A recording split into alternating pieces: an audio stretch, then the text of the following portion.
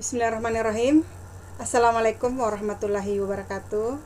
Pada kesempatan ini kami dari kelompok 1 akan memaparkan hasil resume buku kami dengan judul Pengembangan Sistem Manajemen dan Kepemimpinan Sekolah Menengah Kejuruan atau SMK.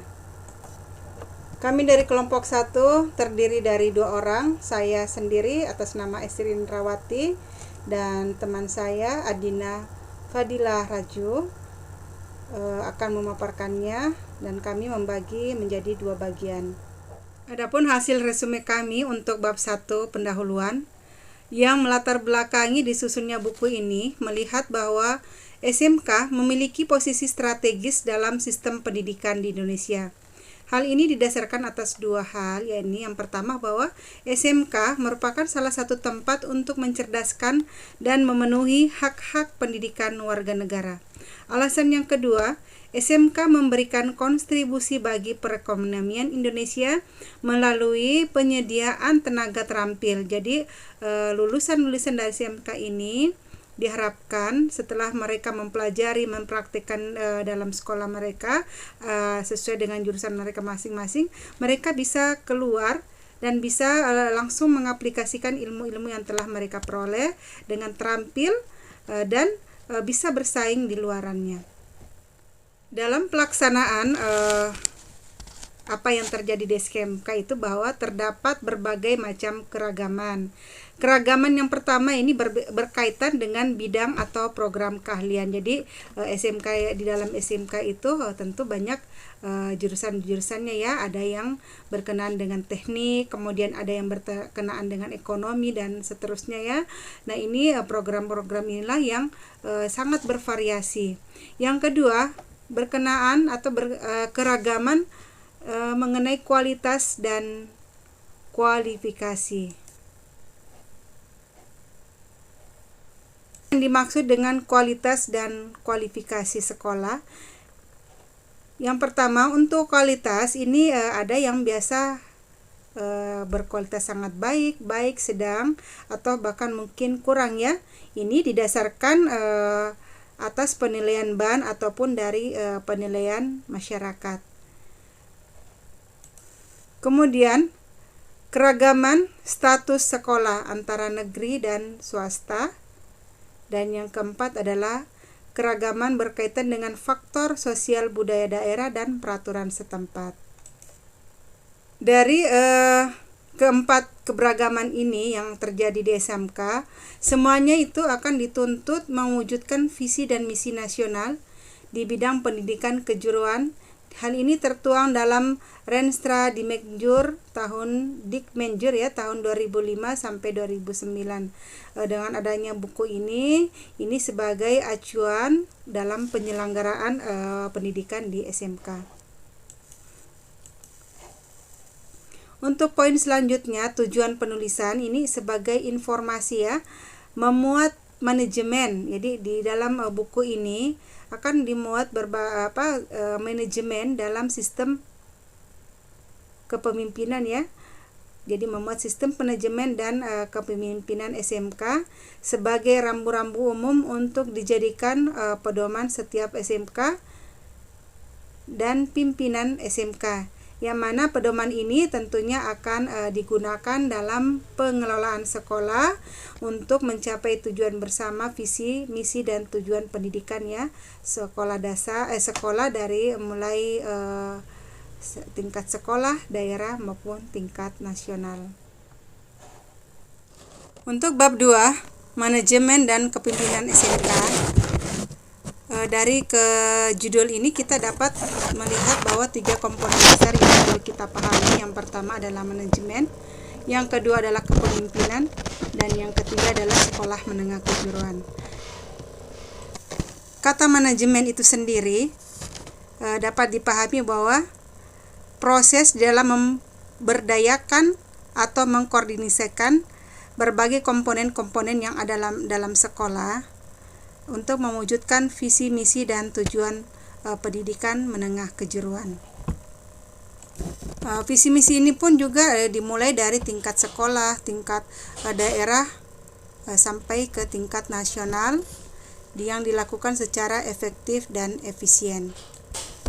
Sedangkan kepemimpinan itu sendiri menunjuk kepada cara atau gaya kerja dari para pengelola atau pimpinan di sekolah menengah kejuruan dalam menjalankan manajemen sekolah, yakni mewujudkan visi, misi, dan tujuan yang telah ditetapkan. Adapun untuk istilah sekolah menengah kejuruan ini dimaksudkan bahwa manajemen dan kepemimpinan itu berlaku untuk lingkungan sekolah menengah kejuruan. Untuk tujuan yang dimaksudkan adalah tujuan manajemen dan kepemimpinan SMK ini terbagi dua.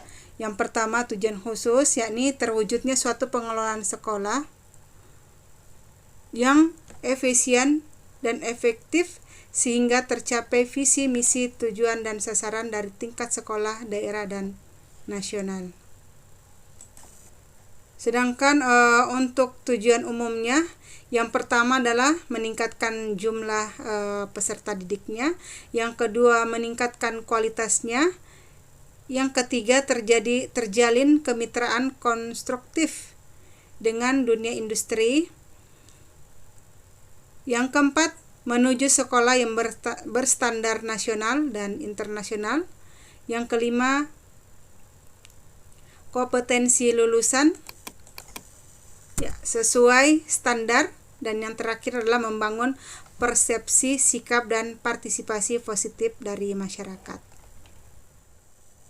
Landasan manajemen dan kepemimpinan SMK yang pertama itu untuk secara umum didasarkan atau tidak bertentangan dengan produk hukum terkait dengan penyelenggara pendidikan di tingkat nasional maupun lokal, produk hukum bersifat umum ataupun khusus. Landasan yang kedua adalah mengacu pada strategis pendidikan menengah kejuruan Renstra di Mekjur tahun 2005 sampai 2009. Poin selanjutnya yakni prinsip manajemen kepemimpinan SMK. Yang pertama adalah normatif, yakni sejalan dengan norma yang berlaku baik norma hukum, agama, dan adat istiadat. Yang kedua, prinsip profesional, yakni dilaksanakan secara sistematis, terprogram, dan terukur, menggunakan standar yang jelas. Kemudian yang bergelut di dalam atau orang-orang yang mengajar di dalam itu adalah orang-orang yang ahli dan berintegrasi moral. Kemudian landasan yang ketiga adalah partisipasi, yakni melibatkan berbagai unsur penting dan terkait secara terbuka, efektif, dan proporsional, yakni guru, tenaga administrasi, siswa, orang tua, komite sekolah. Selanjutnya adalah transparan, yakni terbuka bagi semua pihak yang terlibat dalam sistem, yakni manajemen keuangan dan program kegiatan. Yang terakhir adalah akuntabel, yakni dipertanggungjawabkan secara periodik kepada berbagai pihak yang terkait berupa penyampaian laporan tertulis pada forum atau dewan guru. Ya, untuk selanjutnya poin E, saya persilahkan kepada saudari saya ini untuk melanjutkannya. Saudari Adina, kepadanya saya silahkan untuk melanjutkan slide berikutnya. Assalamualaikum warahmatullahi wabarakatuh. Baik, terima kasih atas kesempatan yang telah diberikan. Perkenalkan, nama saya Adina Fadilah Raju. Saya akan melanjutkan presentasi sebelumnya yang telah dibawakan oleh Kak Esri Indrawati.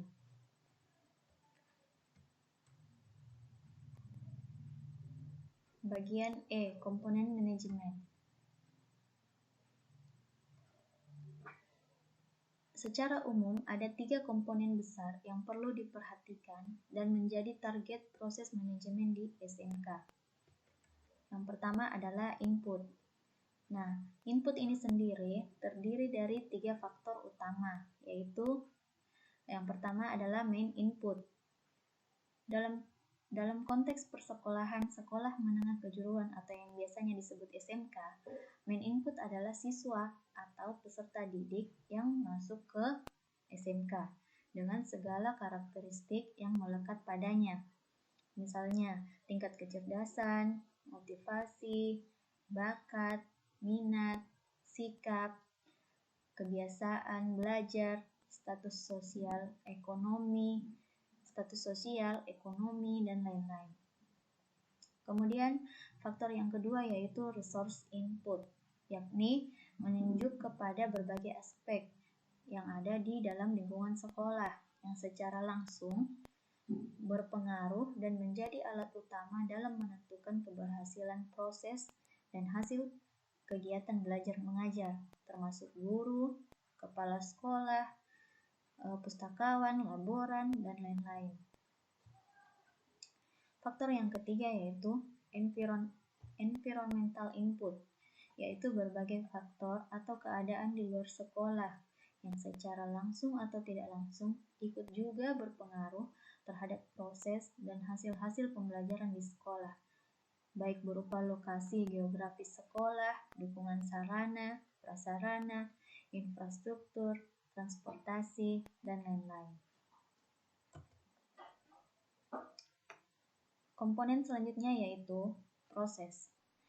Proses di sini berarti kegiatan pendidikan atau pembelajaran yang berlangsung di sekolah itu sendiri yang melibatkan komponen input sebagai bahan dan alatnya.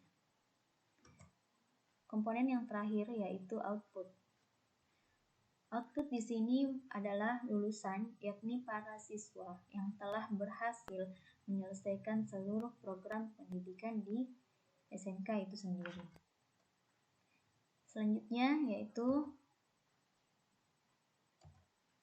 F. Proses manajemen. Proses manajemen berkaitan dengan cara, strategi, atau prosedur yang dilakukan dalam suatu pengelolaan sekolah menengah kejuruan atau SMK untuk mencapai visi, misi, dan tujuan yang telah ditetapkan.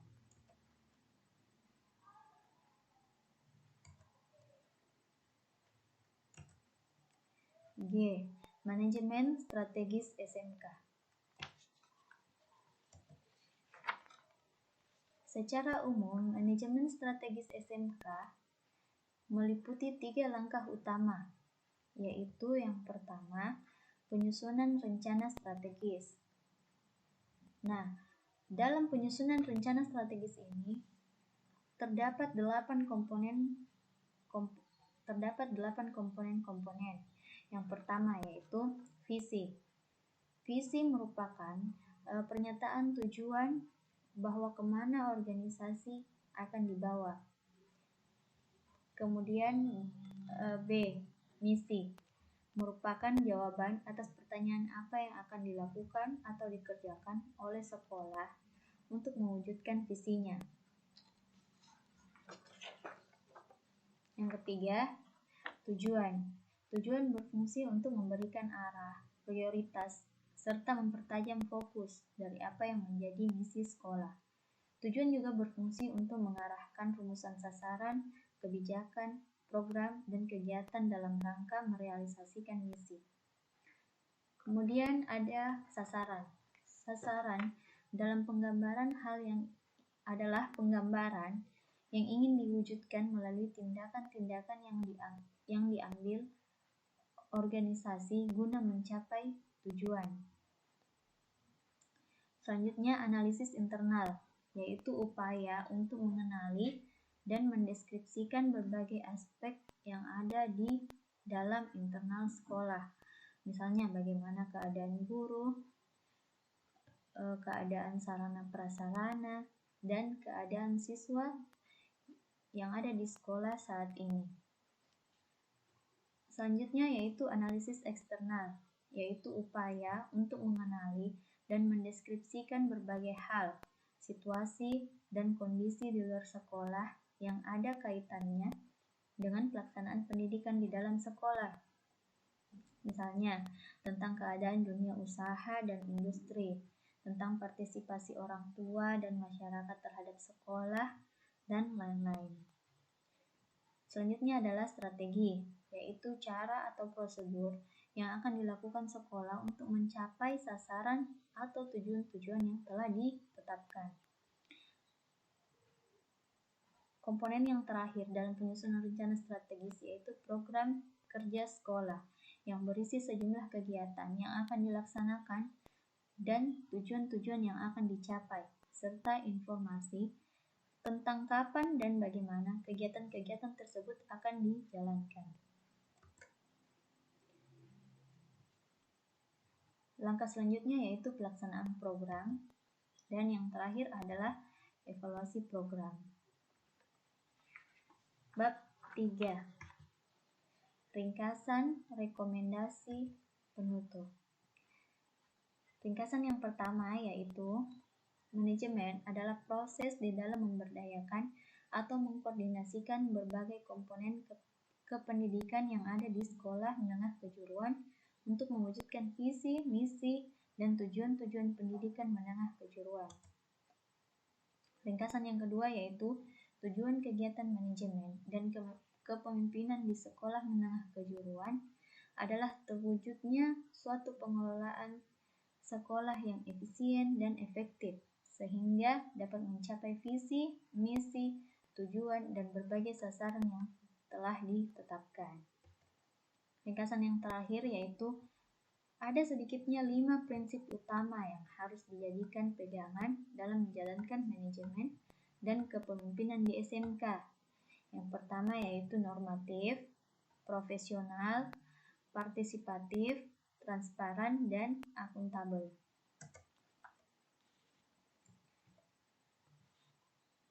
Selanjutnya adalah rekomendasi. Rekomendasi perlu adanya kegiatan sosialisasi yang luas dan intensif tentang penyusunan rencana strategis kepada sekolah-sekolah menengah kejuruan, Dinas Pendidikan Provinsi dan Dinas Pendidikan Kota atau Kabupaten, serta pihak-pihak yang terkait seperti komite sekolah, dewan pendidikan, dunia usaha dan industri agar memiliki persepsi serta arah yang sama menuju pencapaian visi, misi, dan tujuan nasional. Yang terakhir yaitu penutup. Satu hal yang perlu ditegaskan untuk mengakhiri uraian naskah ini, bahwa kesuksesan pelaksanaan manajemen di SMK itu banyak bergantung kepada motivasi, kemampuan, serta komitmen dari pimpinan sekolah untuk mengelola dan memajukan sekolahnya. Terima kasih atas kesempatan yang telah diberikan. Assalamualaikum warahmatullahi wabarakatuh.